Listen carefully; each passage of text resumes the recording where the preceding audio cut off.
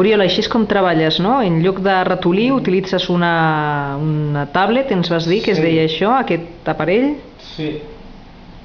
Amb els dibuixos escanejats els passes al programa de retoc fotogràfic que ens comentaves que és el GIMP, i des d'allà amb la... Aquí permès, doncs... Amb la tablet els retoques... Pintar-los, retocar el dibuix... Ficar-hi els tons, hi ha moltes eines que encara no he descobert. Últimament la que he descobert és aquest que pots fer difuminats. Bàsicament, quins retocs li fas als dibuixos? El color, si veus la part que era feta amb llapis, a l'escanejar es nota molt el traç del llapis, no? En canvi, aquí ha permès fer el color pla,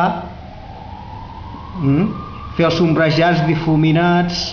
Li dones volum als dibuixos plans. Clar, li pots sombrejar-lo i arrodonir-lo, no? Amb l'eina de l'aerògraf, bàsicament. I té moltíssimes eines, que ja et dic que...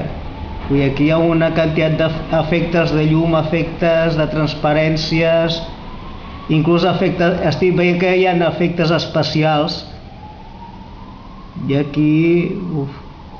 Aquí hi ha una quantitat de coses que encara tinc que explorar distorsions i...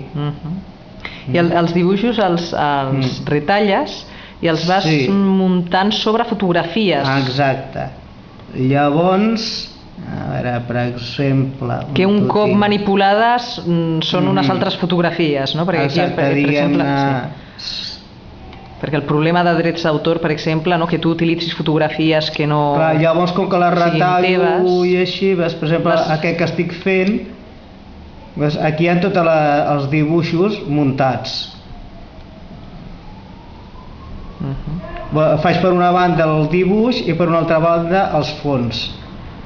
Això serien els fondos. Dibuixes tant figures com fons i utilitzes, et fas servir de la fotografia retallada, que no s'acaba reconeixent la fotografia. Llavors, diguem-ne, amb el PowerPoint el que faig és muntar el fons amb les imatges.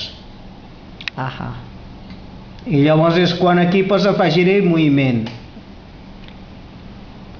I pots afegir-hi moviment que els personatges es desplacin. Aquest perquè està en procés, no? Que de fet és la tècnica clàssica de l'animació original, de repetir i repetir els dibuixos per donar la sensació del moviment.